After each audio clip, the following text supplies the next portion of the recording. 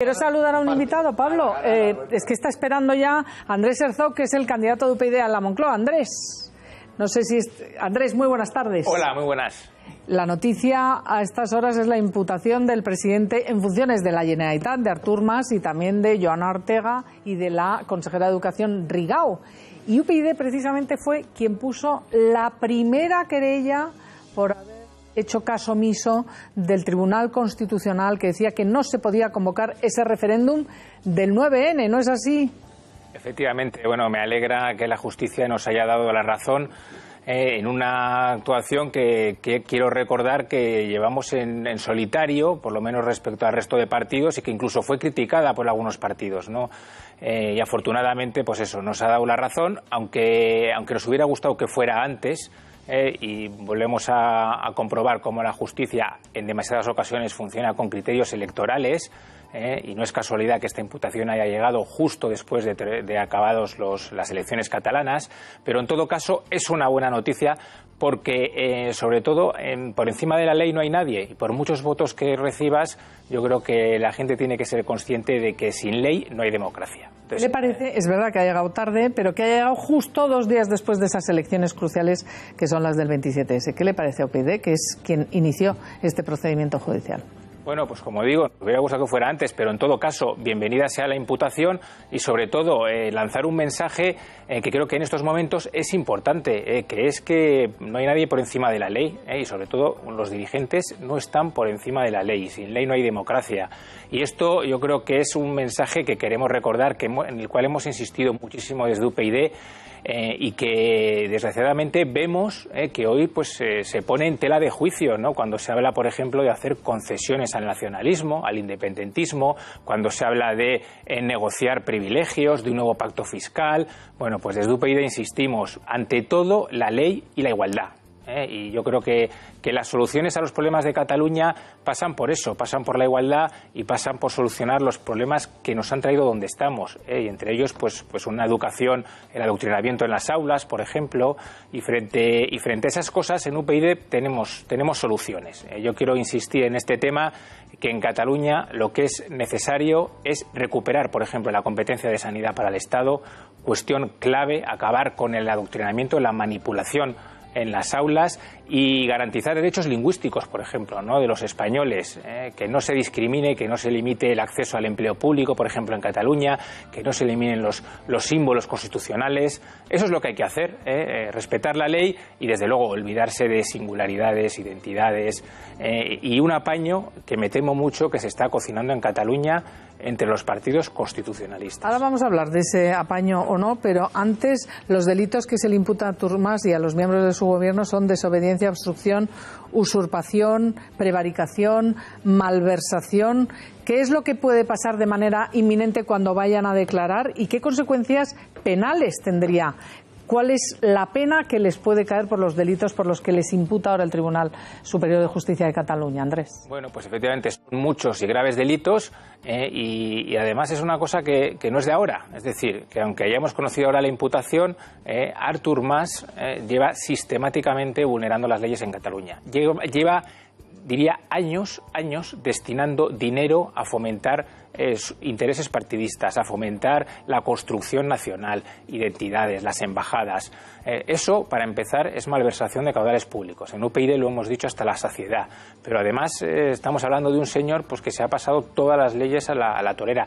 Y las leyes no están sometidas a discusión, las leyes hay que cumplirlas y punto, que es una cosa que en España pues... Debería dimitir Artur Mas porque, claro, está imputado por desobedecer al Tribunal Constitucional, bueno, que no es moco de pavo. No sé si es la primera vez en España que se imputa a un presidente de una comunidad autónoma por desobediencia directamente al Constitucional. Bueno, yo creo que Artur Mas debería dimitir para empezar por los resultados electorales, ¿no? Y sobre todo por haber provocado la ruptura, la fragmentación de los catalanes, ¿no? Por haberles abocado a la pobreza, por la corrupción, y por supuesto debería dimitir una vez que está imputado, ¿no? Estamos hablando, como decía, de hechos muy graves que conllevan penas de cárcel, y en las cuales, bueno, pues espero que se haga justicia por una vez, ¿no? Y que en España veamos que por una vez se hace respetar la ley. Algo que no suele ocurrir, y lo hemos visto también hoy con el tema de Sabino Cuadra, por ejemplo, el diputado de Amaiur, ¿no? En España una persona puede saltarse a la torera las leyes y sin embargo no le pase nada, y sobre todo cuando hablamos de políticos, claro, porque si esto le pasa a un ciudadano, si a un ciudadano le paran por la calle con una multa de tráfico, con una alcoholemia, no le libra a nadie. En cambio, si hablamos de políticos nacionalistas, como puede ser Artur Mas o como puede ser Quadra de Amaiur, pues sin embargo tenemos un doble rasero. Yo creo que hay que acabar con eso, hay que hacer mucha pedagogía en España.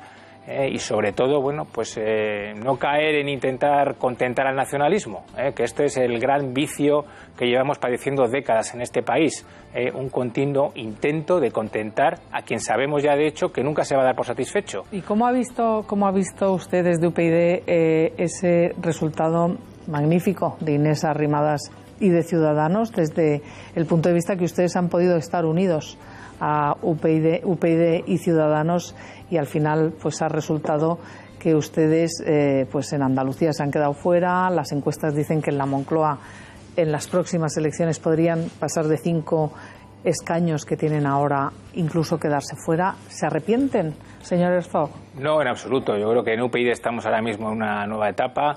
Este mismo sábado celebramos nuestro 8º aniversario y lo hacemos además con renovada ilusión, con un nuevo equipo y con unas ideas, sobre todo es lo importante, que siguen plenamente vigentes, como estas que acabo de decir, ¿no? Respeto a la ley, la recuperación de competencias clave para el Estado, garantizar la igualdad de los españoles, de la que nadie se acuerda.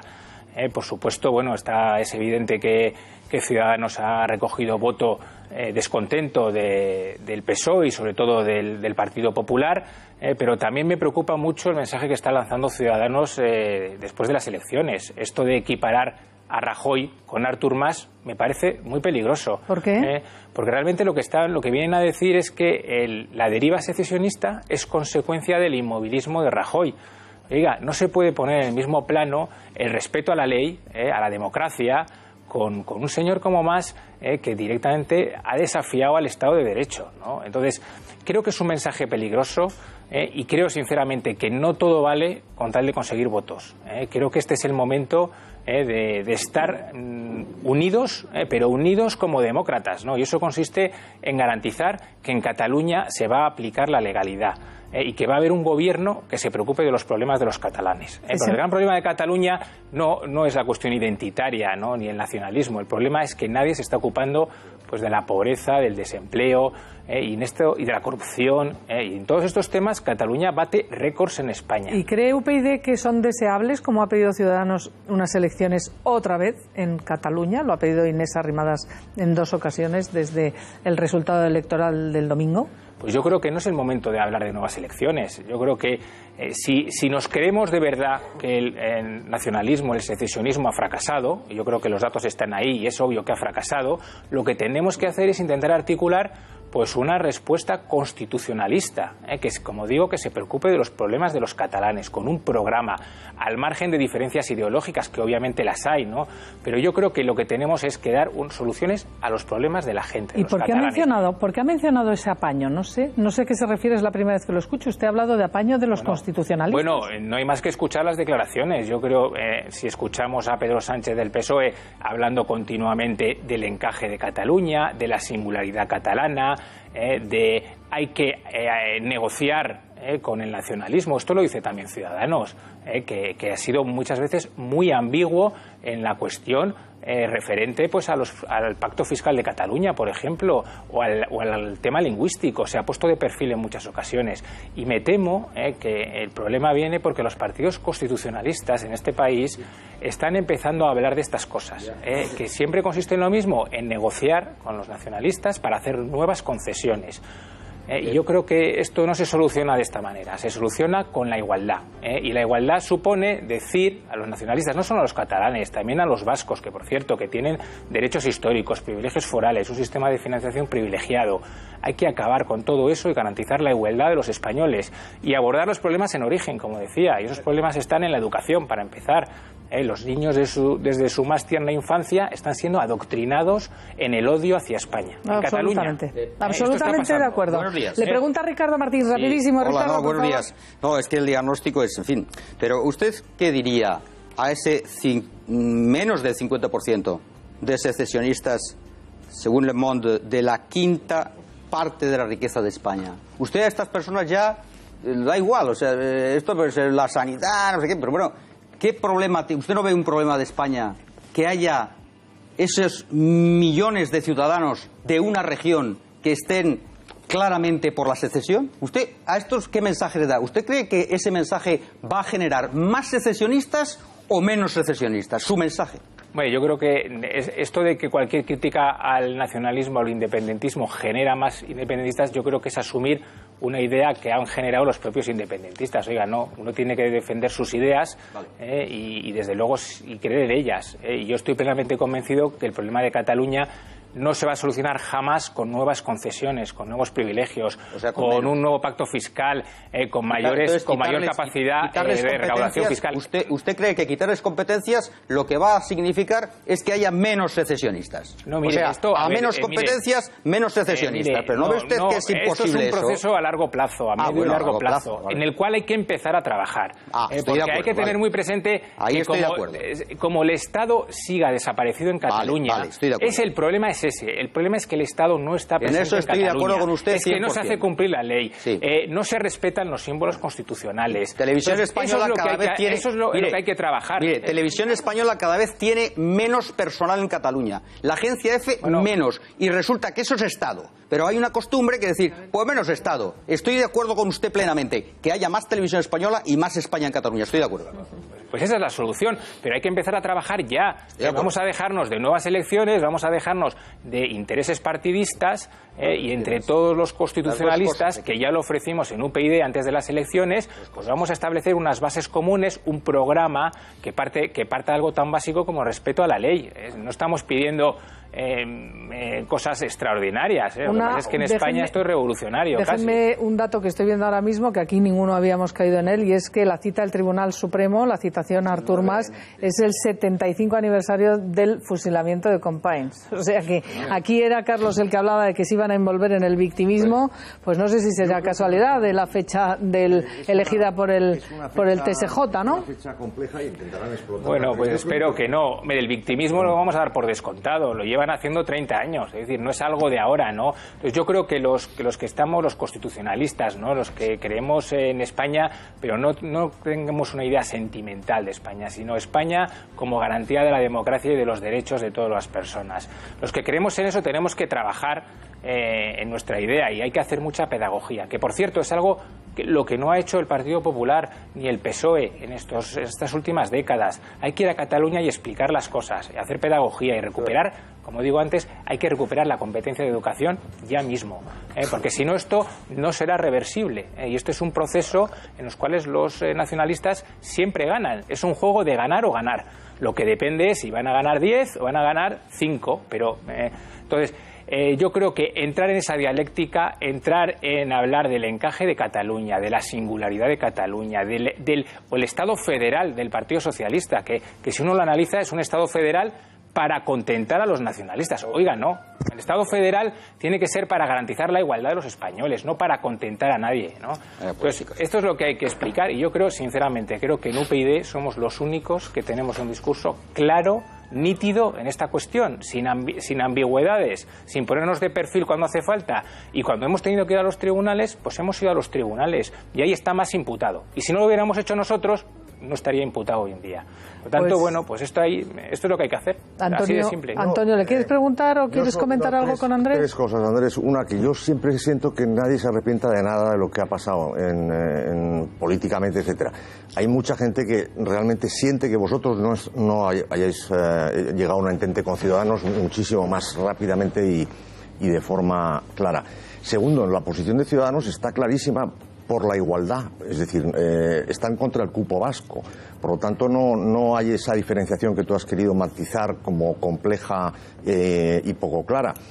Y luego, por último, pues yo creo que el papel vuestro hoy por hoy va a ser difícil que llegue con la dinámica en la que estamos, con lo cual tendríais que buscar el encaje y el acuerdo con otras fuerzas que estén en vuestra misma línea, porque de otro modo yo creo que estáis en una posición muy difícil para salir de la marginalidad.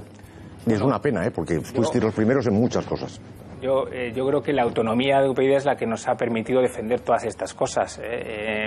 No es cierto que Ciudadanos haya defendido o haya defendido la igualdad. Por ejemplo, ha abogado por el pacto fiscal o por los derechos forales en Cataluña y País Vasco, y esto lo han llevado en sus programas electorales en estas regiones. Pero más allá de eso, yo creo que la gran diferencia es que en UPyD realmente nos creemos el cambio, y esto se constata con los hechos, ¿no?